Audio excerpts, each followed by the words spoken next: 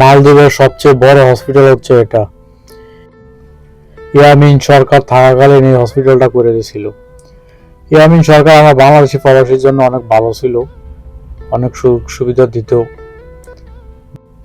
তো আমরা রাজধানী শহর থেকে আজকে যাইতেছি আরেকটা আইল্যান্ডে। আইল্যান্ডের নাম হচ্ছে বিলিগিলি আইল্যান্ড। তেমন কোনো বিশেষ কোনো কাজ যাইতে আছি না, একটু ঘোরার জন্য গোসল কইরাম, একটু ঘুরা ঘুরা চইলাম। আমরা 5 জন যাইতে আছি, আমি, আবুল কালাম, রাসেল, মনির ভাই, তারপর রাসেলের বন্ধু একটা আছে নাম তুষার। তো এই যে লঞ্চে দিয়ে যাইতে আছি। তো আমরা ফার্স্ট চলে আইছি।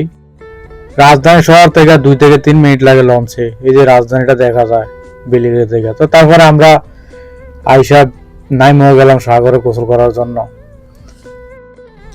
আমার পিছনে আছে মনির ভাই, আরে বেচারার কি অবস্থা, ডুবাইয়া ডাবাইয়া।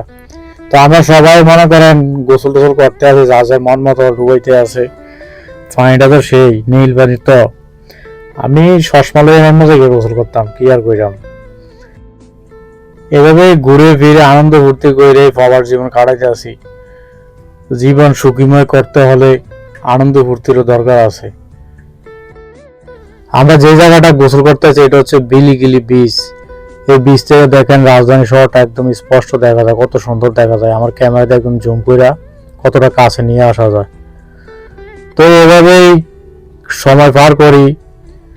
আমরা সব সময় তার ছুটি পাই না, কাজকর্ম করা লাগে। যখন সুযোগ সুবিধা পাই সবাইকে নিয়ে একটু আনন্দ উল্লাস করার চেষ্টা করি, এতটুকুই, আর কোনো কিছু না। আপনাদেরকে আরেকটা জিনিস দেখাই।